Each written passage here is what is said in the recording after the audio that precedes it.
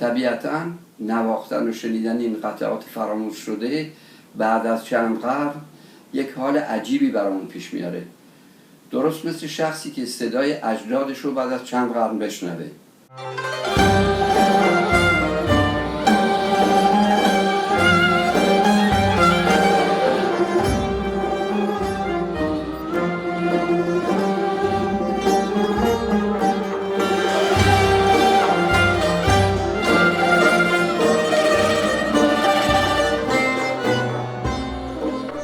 کل تاریخ موسیقی برمیگرده به قاجاریه، یعنی 100 و اندی سال پیش، البته تاریخ موسیقی شنیداری و عملی. و اون وقت این امکان به دست بیاد که بتونی حتی یک قطعه از پیش از این زمان بنوازی و بشنوی، دیگه فکر نمی‌کنم هیجان انگیزتر از این و بهتر از این حسی باشه برای یه موسیقی.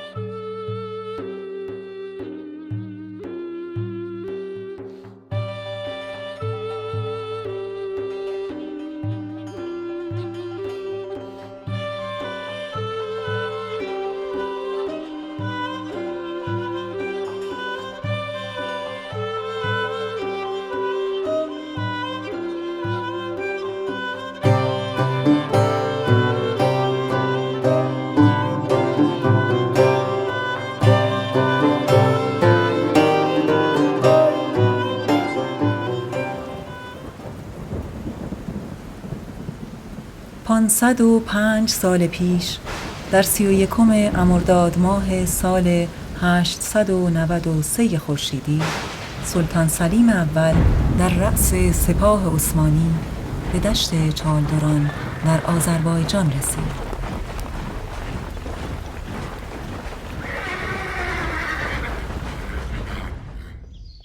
فردای آن روز سربازان صفوی نخستین حمله را انجام دادند.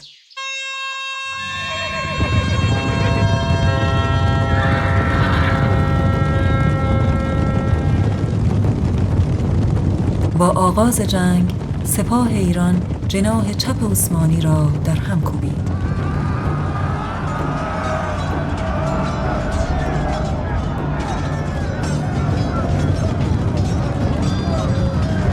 اما با شلیک توپ‌ها نتیجه جنگ به سرعت به سود عثمانی تغییر کرد.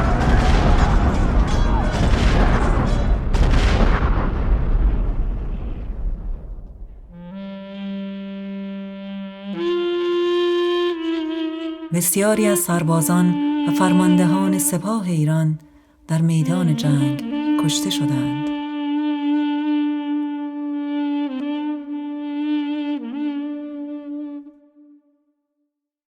صفویان شکست خوردند و شاه اسماعیل میدان جنگ را ترک کرد. سلطان سلیم پیروزیش را در کاخ 8 بهشت تبریز، پایتخت صفویه، جشن گرفت.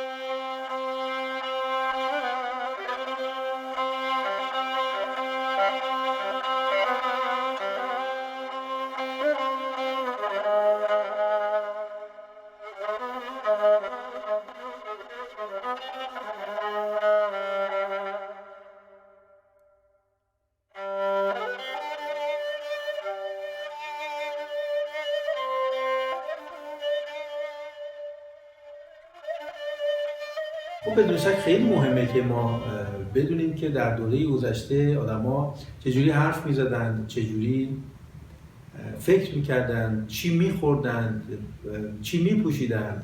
خب ما حالا بدونیم که چه موسیقی اجرا می‌کردن.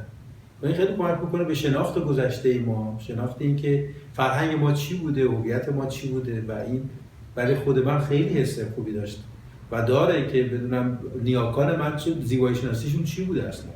هر جای دیگه باشه کلی استقبال میشه که آقا یک دوره گیجوونگ تاریخی موسیقی ما داره مشخص میشه که اون موقع چی میزدن.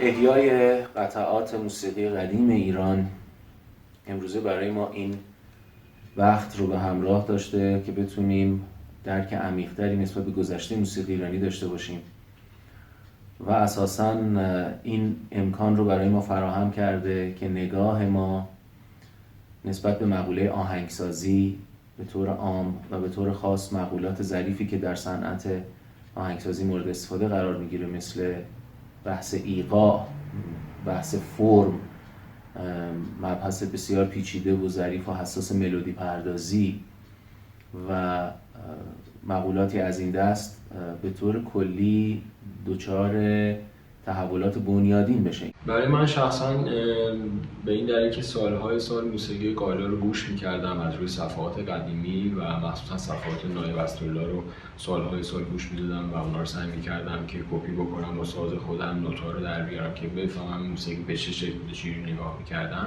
همون موقع هم فکر این که قبل از دوره قاجار واقعا موسیقی به چه شکل بوده، آهنگسازی چجوری بوده، سازها چجوری بودن، گروه‌ها چجوری شکل می‌گرفته و موسیقی اساساً چجوری صدا می‌داده. فکر اینم جذاب بود.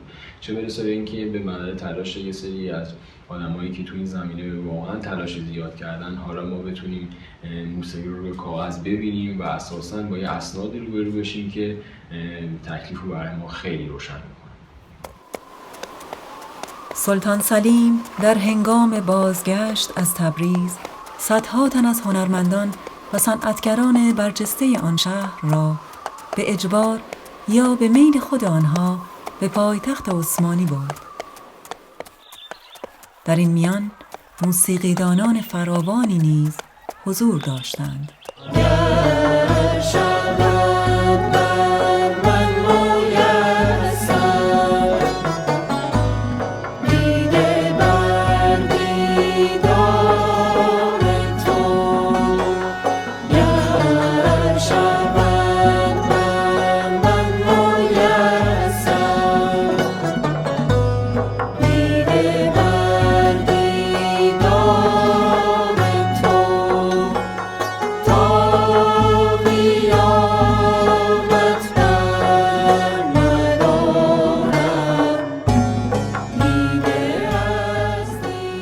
موسیقیدانان ایرانی را در استانبول سکونت دادند و برترین‌های آنان را به عنوان موسیقیدانانی عالی رتبه به استخدام دربار عثمانی در کاخ توپقاپی درآوردند.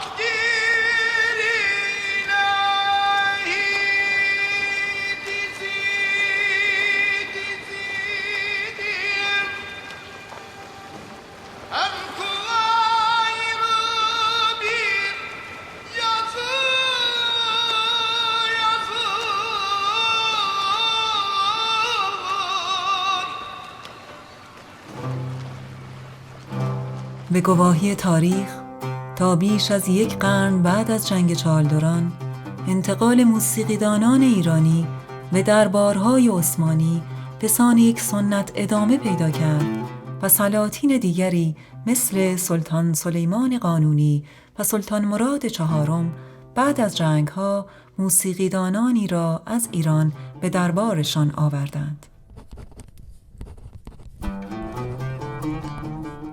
در قرون 17 و 18 میلادی، یعنی تا حدود 200 سال بعد از جنگ چالدران، به طرزی شگفت‌انگیز ده‌ها قطعه منسوب به این موسیقیدانان ایرانی حداقل در 3 رساله و 3 زمان متفاوت در استانبول آوانویسی شد. اولین مجموعه آوانویسی که تا به حال میشناسیم و در دسترس قرار داره متعلق به حدود نیمه قرن 17 میلادی و توسط موسیقیدانی لهستانی به نام آلبرت بوبوفسکی یا همون علی اوفکی بی نوشته شده. علی اوفکی که به عنوان اسیر به دربار استانبول فروخته شده بود، در گروه نوازندگان دربار سنتور می‌نواخت و در یک مجموعه 300 صفحه‌ای 10 قطعه موسیقی که در دربار و شاید در خارج از دربار اجرا می‌شده را آوانویسی کرده است. در اهمیت کار اوفکی همین بس که بدونیم در حد شناخت ما تا امروز این اولین بار در کل تاریخ موسیقی‌های حوزه ایرانی عربی ترکیه که قطعاتی سازی و آوازی به طور کامل به شکل مکتوب ثبت شدند. برای ثبت قطعات اوفکی از نظام نوت‌نویسی اروپایی استفاده کرده، اما اون رو به دلخواه خودش با این موسیقی تطبیق داده. مثلا نوت‌ها رو از راست به چپ نوشته، از میزانبندی غربی استفاده نکرده و اغلب فقط تکرارها رو مشخص کرده. علائم ابتکاری خودش رو برای نشون دادن دوره ایقاعی یا اصول قطعه به کار برده و بخش‌های مختلف فرم هر قطعه مثل سرخانه، ملازمه، خانه ثانی و غیره رو در جای مخصوص به خودشون مشخص کرده. آوانویسی‌های اوفکی رپرتوار نیمه اول قرن 17 دربار عثمانی رو بازتاب میدن که شامل چند قطعه سازی در فرم پیشرو منسوب به موسیقیدانان ایرانی به استانبول آورده شده یا آمده مثل حسن جان، شاهقلی و چنگیز جعفر هستند. بعضی از این موسیقیدانان مثل شاهقلی، چنگیز جعفر و حیدر جان در همین قرن 17 توسط سلطان مراد چهارم از بغداد و شهرهای دیگر ایرانی صفوی به استانبول آورده شده بودند و معاصر اوفکی بودند. بنابراین احتمال داره که اوفکی شخصاً بعضی از اینها رو در دربار میشناخته و این فوق‌العاده است. ما در کل تاریخمون قبل از قرن 20 نداشتیم که یک قطعه موسیقایی کامل در زمان حیات خود آهنگساز آوانویسی بشه. اصلا من از وقتی به یاد دارم که موسیقی رو دنبال میکنم همیشه به ما میگفتن موسیقی دوره صفوی هیچی ازش در دست نیست، یه دوره سیاه. و وقتی آدم برای اولین بار یه همچین موسیقی رو میشنوه اصلا محو میشه، یه احساسی که قابل وصف نیست.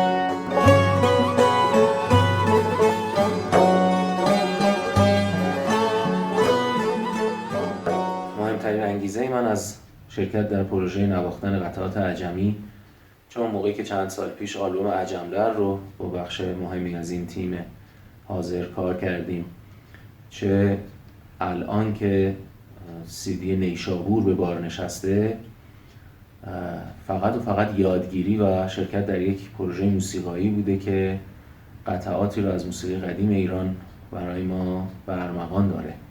خب عنوان یک نوازنده ساز کوبه‌ای که در موسیقی مسئله متر یا وزن داره، اون هم از نگاه در واقع فرمال یا هندسیش، موسیقی دستگاهی برای من همیشه خیلی محدود بود و فکر می‌کنم که از فقیرترین موسیقی ها از این نظر موسیقی قاجار باشه.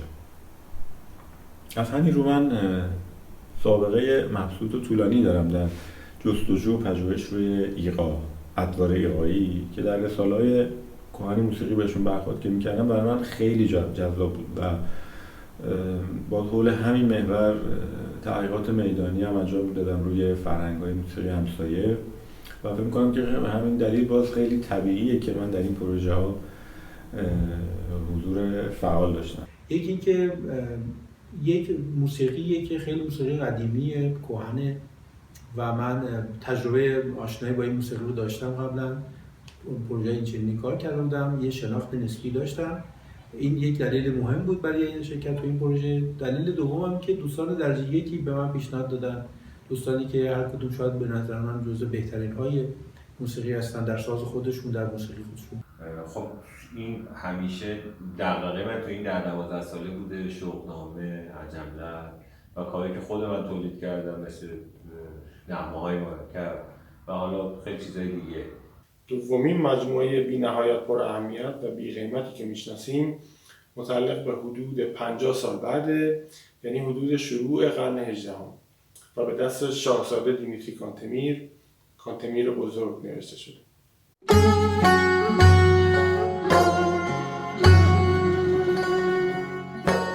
دیمیتریوس کانتمیر، شاهزاده مولداو، ریاضیدان، مورخ، فیلسوف، نوازنده و آهنگساز که در 15 سالگی به عنوان گروگان سیاسی به دربار عثمانی فرستاده شده بود، 352 قطعه سازی در فرم‌های پیشرو و سماعی را در مجموعه خود آوانویسی کرده است.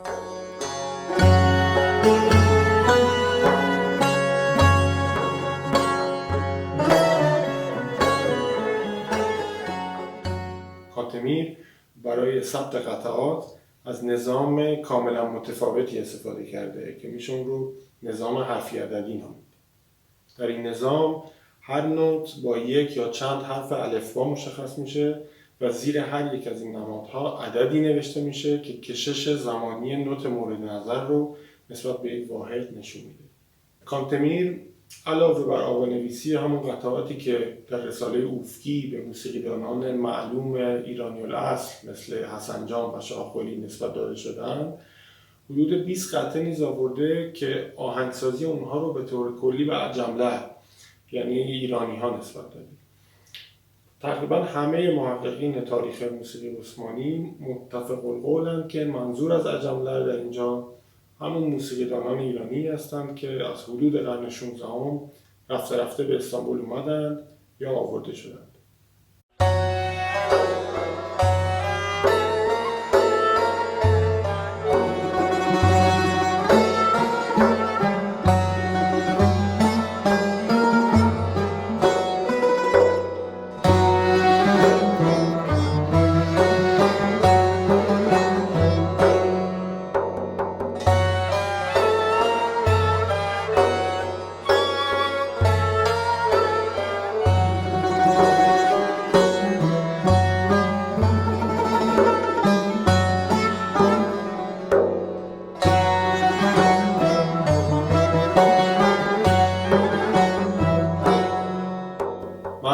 تعدادی از اعضای گروه نئوکلاسیک فعلی و دوستان عزیز دیگه حدود 20 پیشرو عجمی گزیده از رسالات اوفکی و کانتمیر رو در قالب آلبومی به نام عجملر در سال 92 نزد انتشارات ماهور منتشر کردم.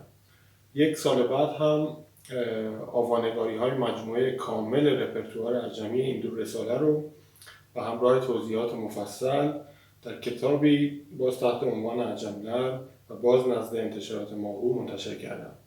به نظرم این چند مجموعه نوت‌نویسی موسیقی قدیم که در ترکیه پیدا شدن، اوفکی، کانتمیر و حالا کوثری، که امیدوارم بازم باشن و هر جا هستن سالم باشن، در عراق، سوریه و به دست ما برسن، یک بخت و اقبال بزرگ محسوب میشن برای موسیقی ایران به ویژه و در این بره زمان. سالهای سال بود که ما مقولاتی مثل فرم، یا بهتر بگم موضوع اقسام تصانیف، موضوع ایقاع، موضوع مودهای فراموش شده موسیقی ایرانی رو فقط در رسالات کهن موسیقی ایرانی در حد چند خط میتونستیم ازش اطلاعاتی داشته باشیم و خب حالا که یه همچین مجموعه هایی پیش روی ما قرار میگیره، طبیعیه که درک ما رو نسبت به اون چیزی که در رسالات ثبت شده خیلی عمیق‌تر و دقیق‌تر و ملموس‌تر میکنه. ما پیش از این حتی یک قطعه موسیقی بهمون به ارث نرسیده بود که فرضاً یکی از این ادوار ایقاعی بلند ثقیل 48 ضربی مثلا درش باشه. ادواری که میدیم در کتب دانشمندان موسیقیمون از فارابی و ابن سینا تا صفی‌الدین و مراغی نوشته شده و غیره، یا مدهایی که نبود، فرم‌هایی که نبود، مدهای موسیقی زیادی، و حالا همه اینها در دسترس میتونیم اجرا کنیم و بشنویم و همینه دیگه معنی واقعی یک گنج. سومین رساله بی قیمتی که خیلی به تازگی در دسترس قرار گرفته و باز دریچه جدیدی به دنیای شگفت‌انگیز موسیقی قدیم ایران باز میکنه، توسط نینوازی به نام مصطفی کوثری افندی، احتمالاً بین 20 تا 40 سال بعد از رساله کانتمیر، یعنی حدود 1720 تا 1740 میلادی، نیمه اول قرن 18 نوشته شده. کوثری برخلاف اوفکی و کانتمیر موسیقیدان شناخته شده‌ای نبوده و از زندگی نامه او تقریبا هیچ چیزی نمی‌دونیم. او همون نظام آوانویسی کانتمیر رو به کار برده و 539 پیشرو و سماعی رو ثبت کرده. اکثر این قطعات بازنویسی قطعات کانتمیرن، اما حدود 200 از اونها اصیلن و در رسالات قبلی پیدا نمیشن. خیلی جالبه که از بین این 200 قطعه اوریجینال حدود 40 قطعه منسوب به عجم‌لر وجود داره که در هیچ منبعی پیش از این دیده نشده بودند. این نشون میده که تأثیر موسیقیدانان ایرانی بر محیط فرهنگی استانبول حتی تا اواسط قرن 18 یعنی تا همون حدود انقراض صفویه به نوعی ادامه داشت. جالبه که بدونیم موسیقی شناسان عثمانی پژو از مدت‌ها پیش از وجود این رساله خبر داشتند، اما چون صاحبان رساله اجازه دسترسی به اون نمیدادند، محتوای رساله شناخته شده نبود. تا اینکه 4-5 سال پیش یک موسیقی شناس جوان ترک، دکتر مهمت اوغور اکینجی، میکروفیلمی از این رساله رو در کتابخانه ملی آنکارا پیدا کرد و آوانویسی‌های کوثری رو با بازنویسی به خط نوت اروپایی در سال 2015 در استانبول به چاپ رسوند. پروژه نیشابور به اجرا و ضبط گزیده‌ای از پیشروهای عجمی و غیره رساله کوثری اختصاص دارد.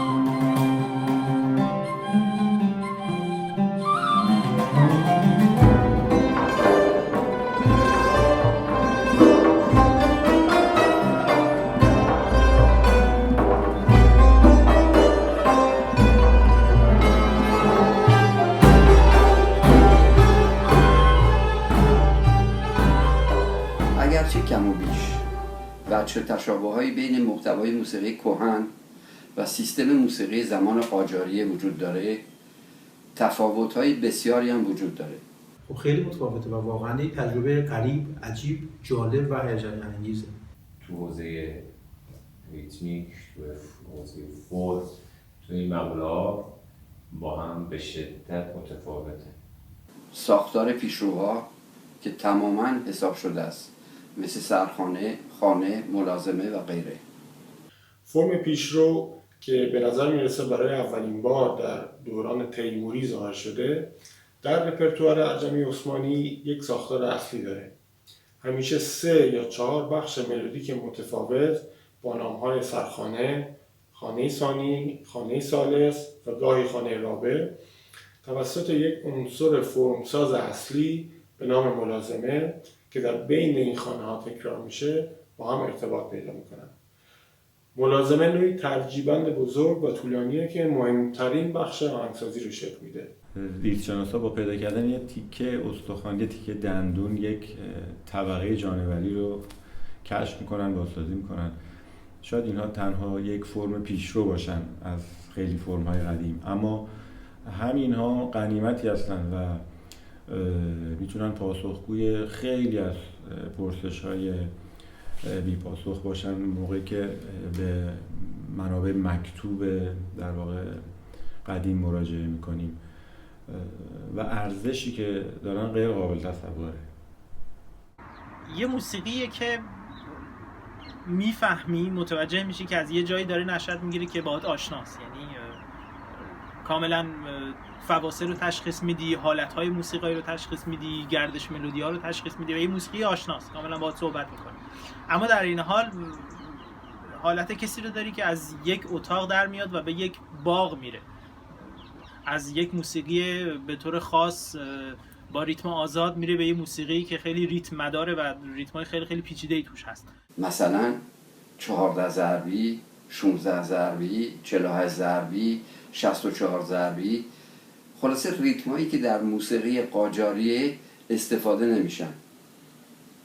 بازگشت به این اصول وسیع ریتمیک برای نوازنده تجربه خیلی جالبیه. تأمل برانگیزه که ما چقدر در حوزه ریتم و ادوار غنی بودیم و اینا واقعا خیلی حیفه که فراموش شده. واضحه که این اصول زمان و فضای جمله بندی موسیقایی رو کلاً عوض میکنه. طبیعیه که ملودی که روی اونها سوار میشه ملودی خیلی بلندی هست. برای اینکه بتونیم یک ملودی بلند خلق بکنیم باید ملودی رو بارها و بارها روی نقاط تعلیق نگه داریم و با یک تأخیر بسیار زیادی ملودی با یک هوشمندی خاصی به سمت نقطه اختتام پیش بره. فرض کن که یه اقصاب میاد تو ذهنت، میخوای بر اساس اقصاب بشینی یه قطعه بسازی. اقصاب یک کاراکتری داره، تمام جمله بندی تو اون دو تعیین می‌کنی. شما باید بر اساس اون دو جمله بندی موسیقایی تو بگیری.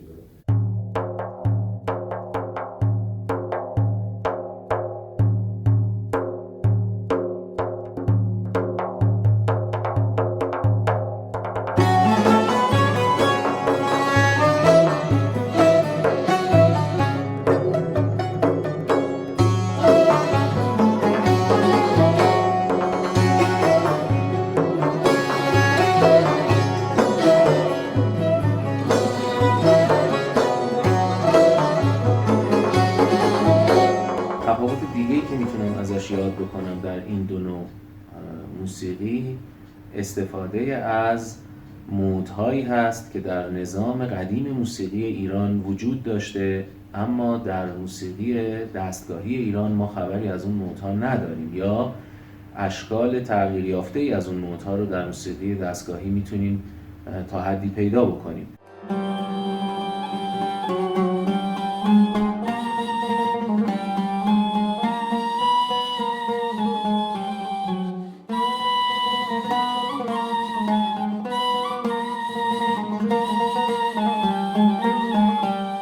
مدولاسیون‌های آزاد توش هست. هیچ کلیشه‌ای در کار نیست که به شما بگن حتما الان مثلا فرض بکنید باید از شور برید توی مثلا سلمک، بعد برید توی شهناز. همچین چیزی نیست. کاملا آهنگساز آزاده و هنر آهنگسازیش به اینه که چجوری این مقام مدگردی ها رو چجوری انجام بده و هنرمندیش رو به اثبات برسونه. مدگردی ها در قطعات عجمی بسیار جسورانه تر و با قیود بسیار کمتری نسبت به موسیقی دستگاهی انجام میگیرند. شاید یکی از بهترین مثال‌ها در رپرتوار عجمی برای مدولاسیون‌های آزاد، متنوع، سریع و غافلگیر کننده حتی مثال سرخانه پیشروی شکوفه‌زار حسن‌جان در مقام حسینی باشه. آهنگساز به شکلی کاملا ابتکاری در همون اولین قسمت پیشرو در کمتر از فقط حدود 45 ثانیه قطعه رو با حالت مقام حسینی معیر شروع میکنه، بعد به مقام حصار اشاره میکنه، بعد اون رو تبدیل به صبا میکنه و به دنبالش به سادگی به حسینی برمیگرده.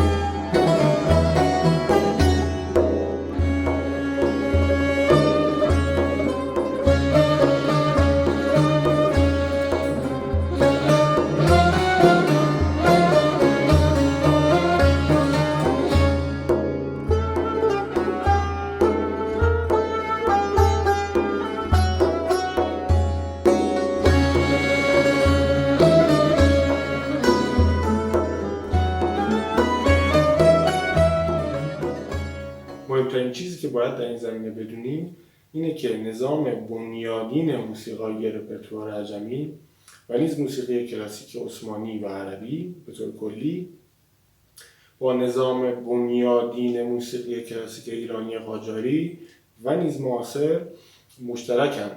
به بیان دیگه موسیقی‌های کلاسیک ایرانی عربی ترکی از قدیم تا امروز اساساً در یک نظام واحد موسیقایی شکل گرفتن و بنابراین کاملا هم خانواده‌اند و یک زیرساخت مشترک دارند. تمام تفاوت‌هایی که بین این شاخه‌ها وجود دارند در واقع به نحوه استفاده از امکانات این سیستم مشترک مربوط میشن و بنابراین تفاوت‌های سبکی یا نهایتاً مکتبی هستند.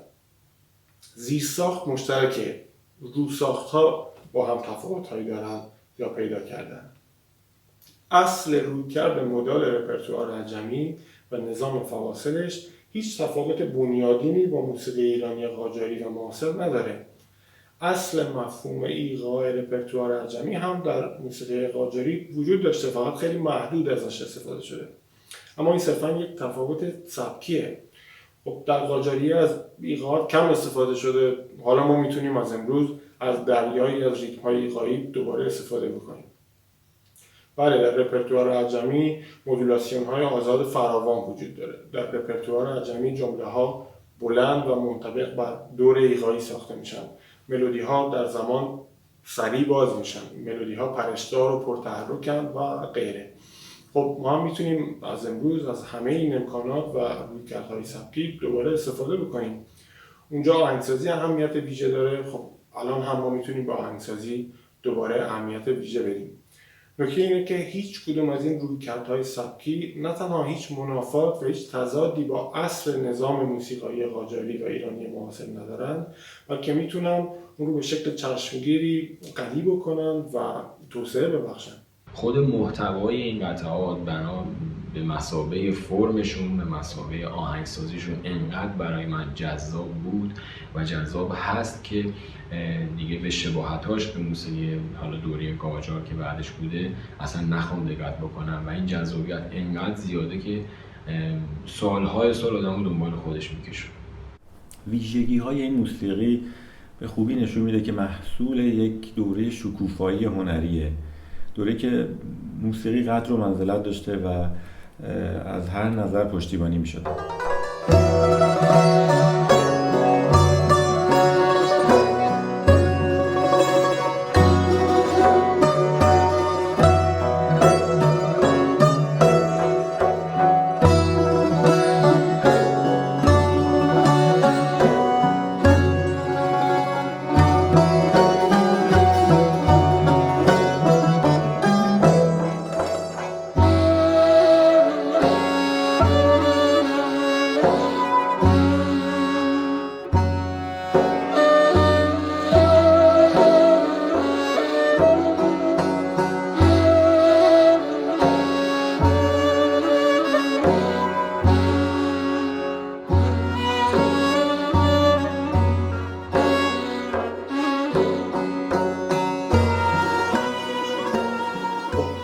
بخوایم این قطعات رو اجرا بکنیم.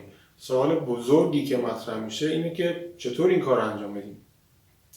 آوان‌نویسی‌های افقی، کانتمیر و کوثری به کلی فاقد هر گونه علائم راهنمای اجرا هستند. نه در مورد تندا و نه در مورد حالت‌ها و شیوه اجرای ملودی‌ها هیچ اطلاعاتی در واقع نمیدن. از اون مهمتر این که ملودی رو به ساده ترین شکل ممکن خالی از هر گونه تزیینات اجرایی سازی ثبت کردن. وقتی که این آوان‌نویسی‌های کهن رو به خط نوت اروپایی بازنویسی می‌کنیم امروز، معمولا با یک سری ترکیبات بسیار ساده‌ای از نوت‌های کم تراکم و طبیعتاً بیروح مواجه میشیم. خب این پدیده چیز عجیبی نیست. در خود موسیقی اروپایی هم تا چندین قرن بعد از ابداع نوت‌نویسی این وسیله برای بازنمای موسیقی با تمام جزئیات اجرایش استفاده نمی‌شد، بلکه صرفاً نقش کمک حافظه و ثبت حرکات کلی ملودی‌ها رو ایفا می‌کرد. اینجا هم همینطوره. افقی، کانتمیر و کوثری به نظر من صرفاً اسکلت‌های ملودیک هر قطعه رو ثبت کردن. ولی این به این معنی نیست که در زمان اونها موسیقیدانان ترک و ایرانی و غیره این قطعات رو به همین سادگی و بدون هیچ تزیینات و حالت‌های خاص بیانی اجرا می‌کردن. بنابراین در مواجهه با این قطعات برای اجرا میشه دو رویکرد اتخاذ کرد. یکی این که صرفاً همین اسکلت‌های ملودیک رو بدون هیچ دخل و تصرف شخصی مو به مو اجرا بکنیم، رویکردی که در جای خودش ارزشمند و قابل احترامه، اما خب رویکرد من نیست. دوم، رویکردی که تلاش میکنه از طرق مختلف به این اسکلت‌ها روح ببخشه و اونها رو تبدیل به موسیقی بکنه که فارغ از ویژگی تاریخیش شنیدنی و لذت بخشه. این چیزیه که من دنبالش بودم. و البته که این رویکرد دوم منافاتی با وفاداری به اصل نداره. هیچ اسکلت ملودیکی در روند کاری که ما روشون انجام دادیم، نه در عجم‌لر نه در نیشابور دچار تغییر مهمی نشده. ما فقط با تزیینات و تفسیرهای جدید زندگی جدیدی به اونها بخشیدیم. سرپرست پروژه این آزادی عمل رو برای خودش مثل هر انسان آزاد دیگه‌ای داره که بتونه با این قطعات که میراث موسیقی قدیم ایران هستن یک برخورد معاصری بکنه. ما از سبک و زیباشناسی اجرایی این قطعات در قرون 16 تا 18 هیچ چیزی نمیدونیم. سازهای اون دوره رو هم در اختیار نداریم. پس چطور میتونیم به این اسکلت‌های خشک و خالی روح ببخشیم؟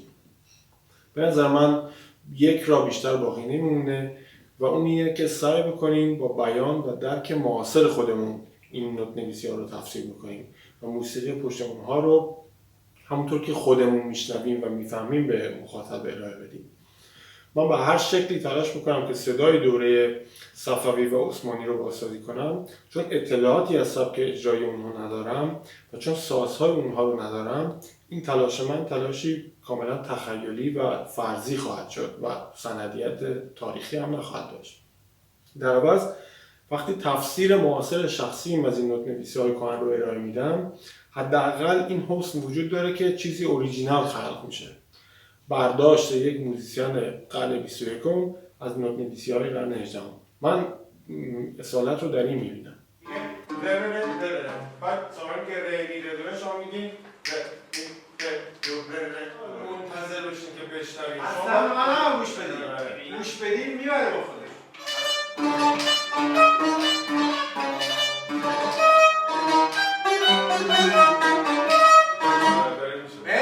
خیلی شبیه به حرکت موسیقی باروک در اروپا است. مثلا یکی از دوستان فرانسوی که متخصص موسیقی باروکه میگفت خدا رو شکر که ما اطلاعی از اجرای ویوالدی و باخ نداریم، وگرنه کارمون صرفاً تقلید از این آهنگسازان بزرگ میشد. 26 27 28 تو هر میزان یک کرشندو داریم و با ملودی در میاریم.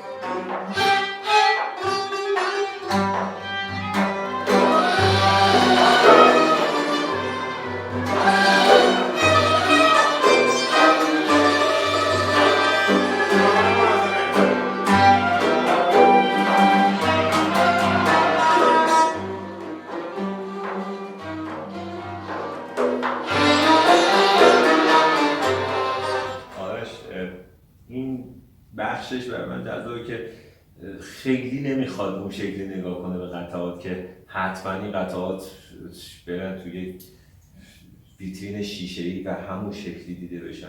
احساس کردم که آها حالا یه فرقایی کرده، حالا این تنظیمایی که آرش کرده چقدر میتونه به زیبایی شناسی، به فهم این قطعات کمکی بیشتری بکنه.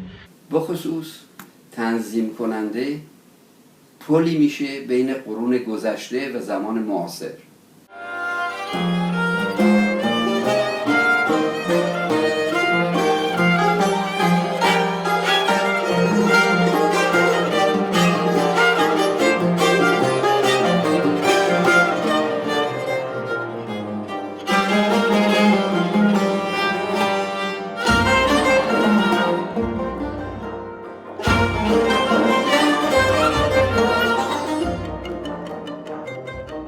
روند تفسیر و اجرای ایرانیزه نوت‌نویسی‌های قدیم چه در عجم‌در چه در نیشابور در یک فرآیند 2 مرحله‌ای شکل گرفته.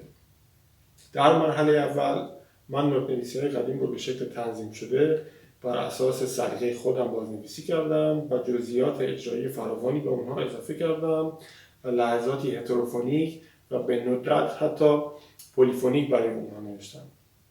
در مرحله دوم این تنظیم‌ها در اختیار موسیقیدانان گروه قرار گرفته و از اونها خواسته شده که با هنر و تخصص عالی که در موسیقی کلاسیک ایرانی دارند این ملودی‌های تنظیم شده رو در سبک شخصی نوازندگیشون جذب بکنن و هر کس برداشت شخصی خودش رو بدون یکسانسازی اون با برداشت همکاران دیگه در هر لحظه‌ای ارائه بده. گاهی بین صداهایی که میشنیدیم از آرش میپرسیدیم حالا این خط اصلی ملودی که کوثری نوشته کدومه؟ در نیشابور من از چند ترفند مختلف برای چند صدایی کردن بعضی از تکه ها برای تقویت رویکرد هتروفونیک اصلی استفاده کردم و حتی از ساخت ملودی کاملا جدید و مستقل بر رو یا در زیر ملودی قدیم به شکل یک چند صدایی کاملا حقیقی، البته به طور مقطعی و لحظه‌ای. این ترفند آخر بیشتر به کار آهنگسازان قرون وسطای اروپا نیست که برای ساخت ارگانوم‌های 2 صدایی در زیر یک پلنشان یا بر روی یک کانتوس فیرموس قدیمی و پیشتر موجود خطی جدید می‌نوشتند.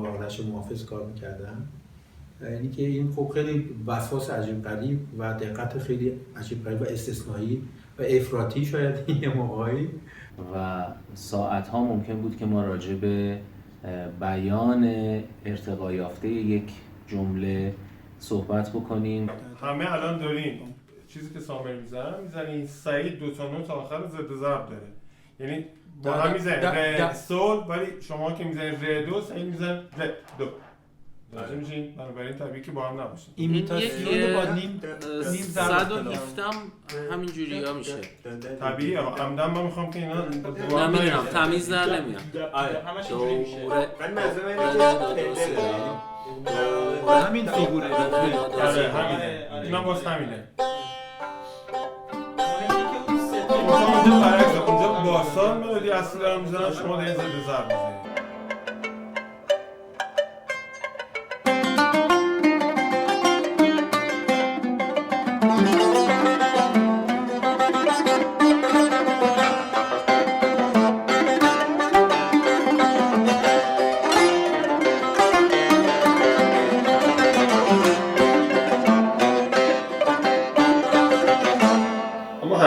مرحله دوم کار یعنی اجرای این تنظیم‌ها توسط موسیقیدانان حقیقی، ایرانی سازی و جذب ملودی‌ها در سبک‌های شخصی و تبدیلشون به یک بافت چگال هتروفونیک طبیعی مرحله دشوارتر و حتی تعیین کننده تره.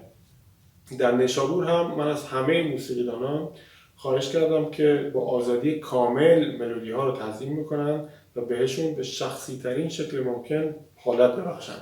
اونها کاملا آزاد بودند که در هر لحظه‌ای و هر روشی که میپسندن از الگوی منجمد ملودی نوشته شده فرار بکنن و نسخه متفاوت و متنوع کننده به بافت اضافه بکنن. 99% تزیینات و حالتهای اجرایی و همچنین درصد خیلی بالایی از حالتهای هتروفونیک که در CD میشنوید روی کاغذ تنظیم شده وجود نداشتن و صرفاً محصول این بخش کار موسیقیدانان گروه هستند. خب مسلماً اینی که وقتی شما یه ملودی می‌نویسی و میدی به نوازنده، میدی به اختیار خودش اونجوری که دوست داره با زیبایی شناسی خودش اجراش کنه، ساختار ملودی حفظ بشه ولی با سلیقه و با مثلا جزئیات خودش اجرا کنه، این خیلی جذابه.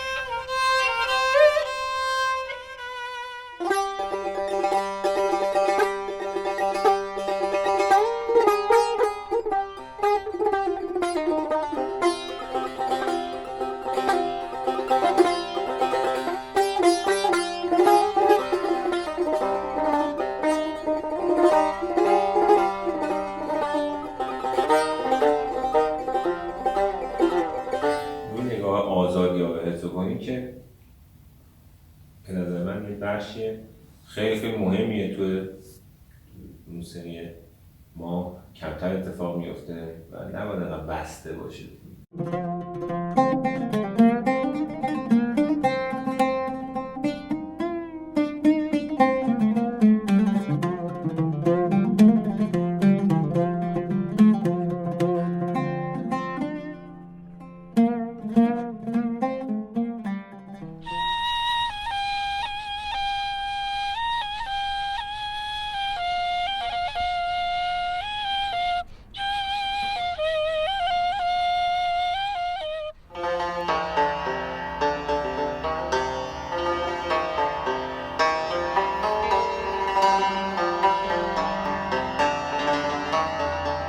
شانس بزرگ من اینه که موسیقیدانان بزرگی مثل فرید خردمند، امیر شریفی، سعید نایب محمدی، سامر حبیبی، احسان عابدی، ضیا میرعبدالباقی و مهدی بحری قبول کردند که در این کار کاملا تیمی شرکت کنند و مثل یک ارکستر واقعی برای عملی شدن ایده ها با جان و دل تلاش میکنند. واقعا همکاری با این دوستان عزیز باعث افتخار منه.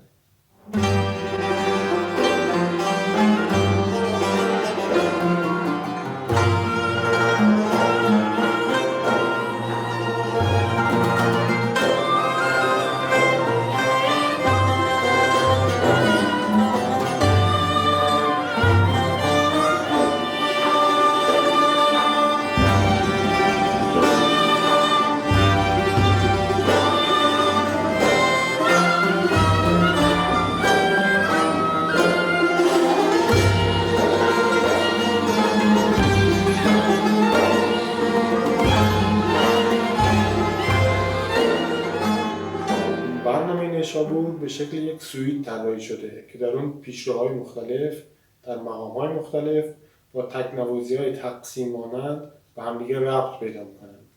بنابراین نقاط مدال شروع و پایان هر یک از این تقسیم‌ها با هم متفاوته. علاوه بر این من از دوستان عزیزم خواهش کردم که در بین این دو نقطه مدال متفاوت هر تقسیم مایه‌گردانی‌های غیر کلیشه‌ای و متعدد دیگری هم بگنجونند و تکنوازی خودشون رو البته با حفظ تمام ویژگی‌های منحصر به فرد سبک خودشون در یک نظام کاملا باز مدال ارائه بکنند. هنر دوستان در عملی کردن این خواسته به خصوص در CD به نظر من بسیار شنیدنی و قابل توجه.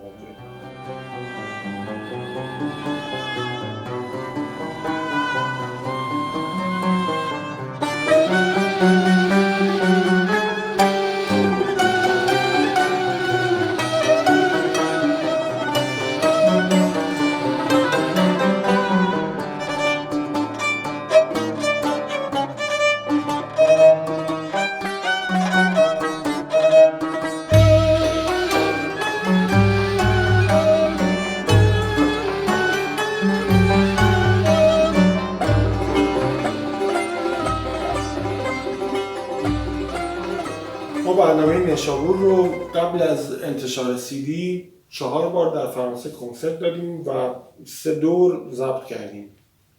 در بهار 97 اول چند روزی در صومعه لبخه در مرکز فرانسه به قول فرانسوی‌ها اقامت هنری کردیم و بعد از تمرین‌های لازم 8 پیشروی برنامه رو در سالن کنسرت صومعه که آکوستیک جالبی داشت و میتونست آکوستیک کاخهای تاریخی ایران و عثمانی رو به نوعی تداعی بکنه ضبط کرد.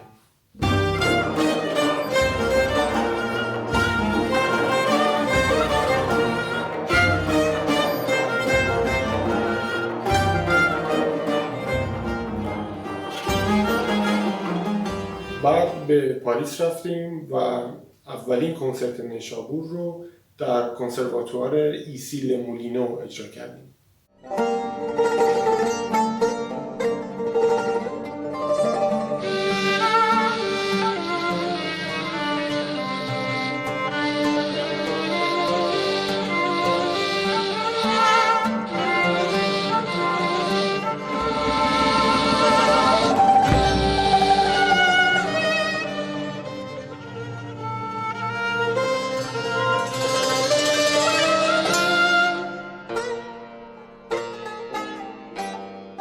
در پاریس مجدداً این 6 پیشرو رو 2 بار در استودیو طبیعتاً باز هم به شکل کاملا آنسامبل ضبط کردیم.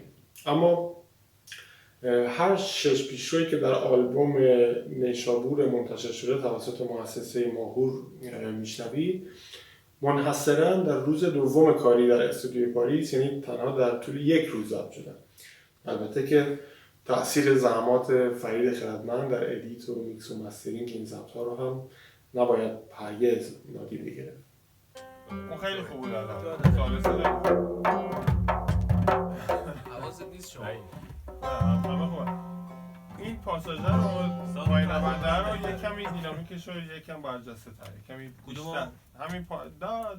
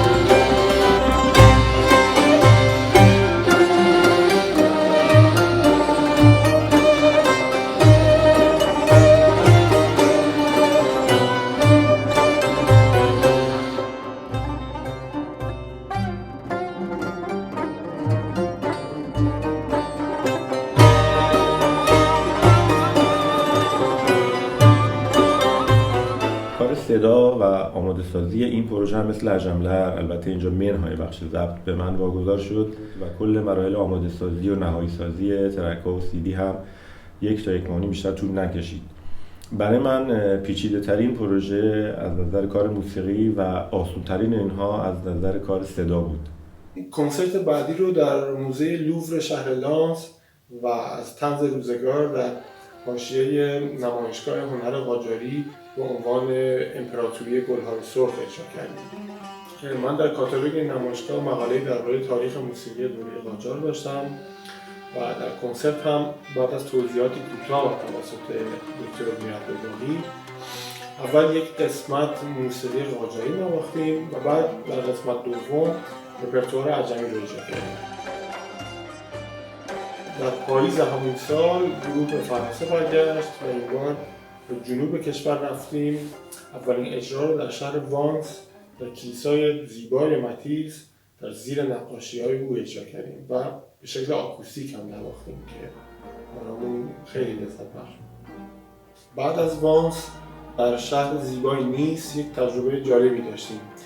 برای یک کلاس از بچه‌های کم سن و سال کنسرواتوار نیس یک آتلیه آشنایی با موسیقی ایرانی برگزار کردیم و بعد از معرفی سازها و توضیحات کلی سعی کردیم قطعه نیشابور رو با همراهی خود اونها اجرا بکنیم تا به شکل ملموس با کار ما آشنا بشن و کنسرت بعدی رو در کنسرواتوار ملی نیس برگزار کردیم که با بیشترین استقبال مخاطب از لحاظ تعداد تماشاچیان مواجه شد.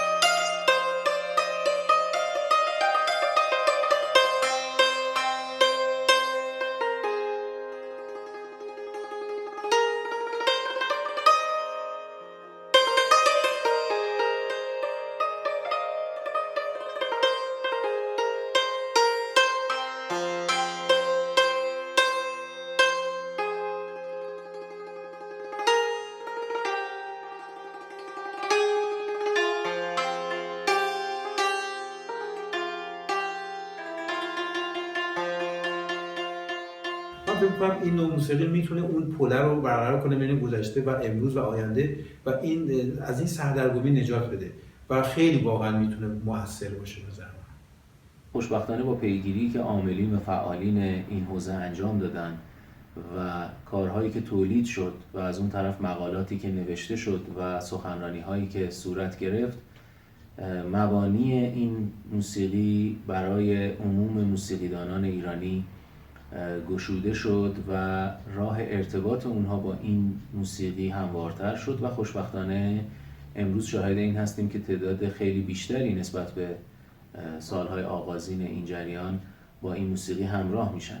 به نظر من آینده خوبی خواهد داشت. مجموعه قطعات موسیقی قدیم چه دوست داشته باشیم چه نه به رپرتوار موسیقی عملی ایرانی اضافه شدند و ناگزیریم که در دسته‌بندیمون، در طبقه بندیمون یک قفسه، یک جا براش اختصاص بدیم. این برنامه بالاخره من پیدا میکنن، راجبش سوال میکنن و اصلا من واقعا برای خودم این بازخورد خیلی جالبه. این یک دوره‌ای از موسیقی ماست. ما هم که این موسیقی اجرا کردیم معتقد نیستیم که این بهترینه یا بدترینه یا همه باید بذارن کنار فقط همینو بزنن. نه اصلا اینطوری نیست. وجود چند سیستم، غنی بودن و گسترده بودن یک فرهنگ رو در یک جامعه میرسونه. باید هوشیار باشیم که اشتباهی که با ردیف و رپرتوار قاجاری انجام دادیم رو با این رپرتوار انجام ندیم. نباید از رپرتوار عجمی هم یک الگوی مقدس منجمد و این است و جز این چیزی نیست بسازیم. در این حال تردیدی نیست که رپرتوار عجمی هم همونقدر ایرانیه که رپرتوار قاجاری. دوره‌های موسیقی ایرانی رو باید اصلا متمایز کرد. رپرتوار عجمی نفی رپرتوار قاجاری نیست، نیای اونه، پدر بزرگ اونه.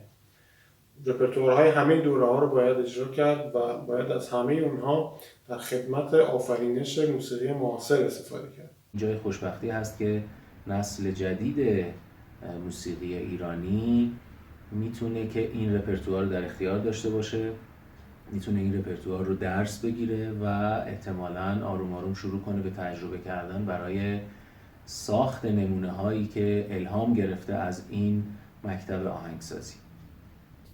و امروز روز باید از این امکانات استفاده کرد. آینده به نظر من خوبی خواهد داشت. حالا بعضی هستن که به هر دلیلی، دلایل شخصی هست، دلایل سلیقه‌ای هست، دلایل موقعیتی هست، بعضی احساس کنن اگر مثلا بگن این موسیقی خوبه، موقعیت یا حوصله انگار چیز جدید ندارن، همون شکلی میخوام بگم. در واقع این یه چیز قدیمی جدیده در واقع داشتیم و حالا به هر حال من آینده خوبی می‌بینم.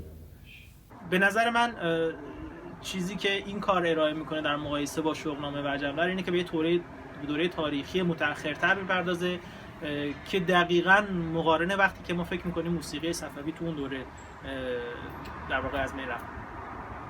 این خیلی باید جالب باشه برای یک آهنگساز نئوکلاسیک که روند تکامل این موسیقی رو بررسی بکنه از دوره تیموری، حالا با شواهد اندکی که ازش هست، به صفوی برسه و بعدش بیاد موسیقی این دوره، یعنی موسیقی قرن 18 رو بررسی بکنه و ببینه چقدر این موسیقی آروم آروم تکامل پیدا کرده.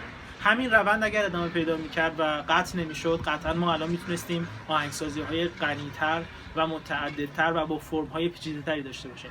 نه تنها موسیقی این گنجینه‌ها بسیار با اهمیت و پرارزش هستن برای موسیقی نئوکلاسیک، بلکه دستاورد موسیقی عثمانی در سده‌های بعدی 18 و به ویژه 19 که روی در واقع پی همین موسیقی بنا شدن هم برای موسیقی نئوکلاسیک بسیار مهم و با ارزش میتونه باشه و باید این موسیقی از طرف موسیقیدان‌های نئوکلاسیک به خوبی شناخته بشه، چرا که اوج این سیر تاریخ موسیقی از فارابی تا صفی‌الدین و مراغی رو در قرن 18 و 19 کجا میتونیم انتظار داشته باشیم اتفاق بیفته جز در دربار موسیقی دوست عثمانی که تا اون زمان این سیر تاریخی به حیات خودش ادامه داده.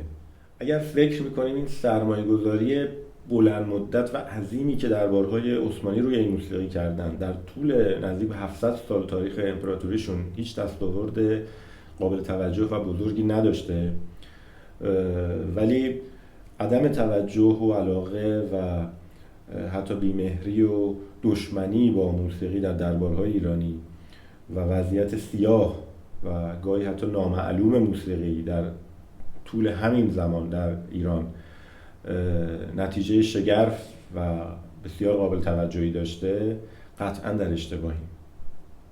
برای من کار کردن در پروژه نیشابور بعد از عجم‌لر به شدت لذت بخش بود. کار کردن با دوستایی که همیشه هم صحبتی و معاشرت باشون، تمرین باشون همیشه آموزنده بوده، خیلی جذاب بود و فکر میکنم که CD نیشابور حتما شنیدنیه و حتما افقهای بسیار روشنی رو برای موسیقی ایرانی نشون میده. یکی از افقهای روشن آینده موسیقی کلاسیک ایران قطعاً از جریان نئوکلاسیک موسیقی ایران میگذره.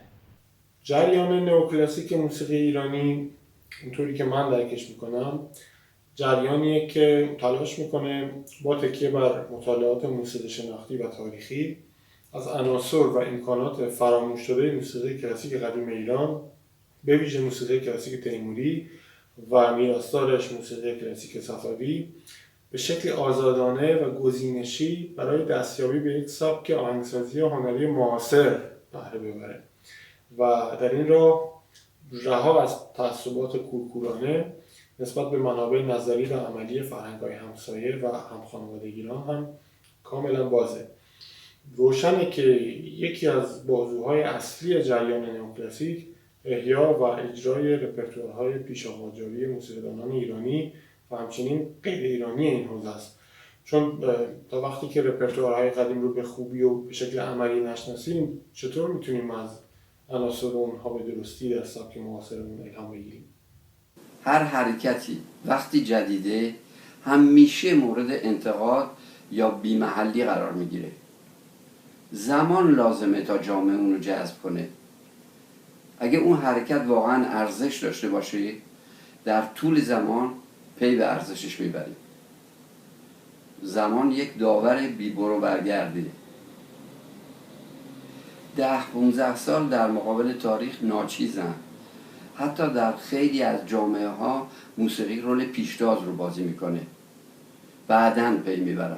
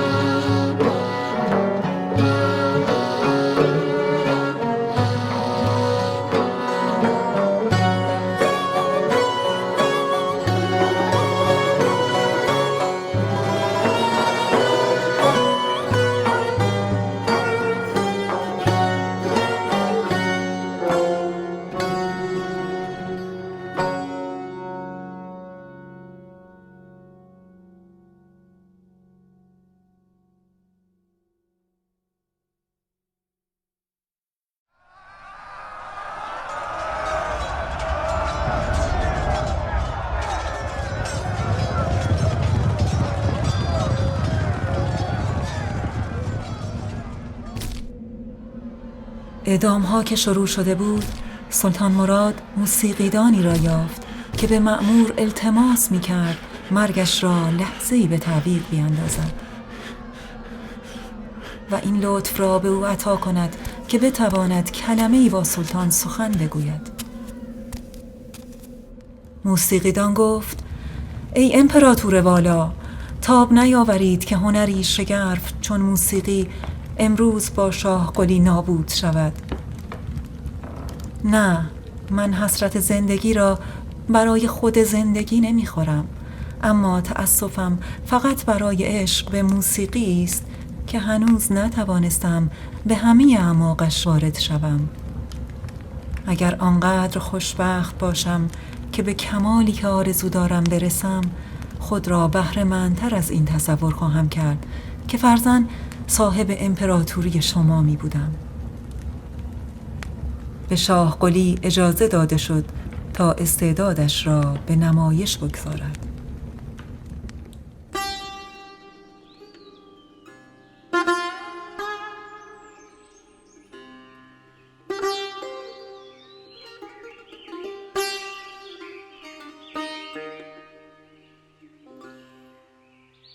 او ششتاری به دست گرفت، صدای خود را همراه ساز کرده، آهنگی چنان لطیف درباره سقوط غم‌انگیز بغداد نواخت که سلطان به گریه افتاد.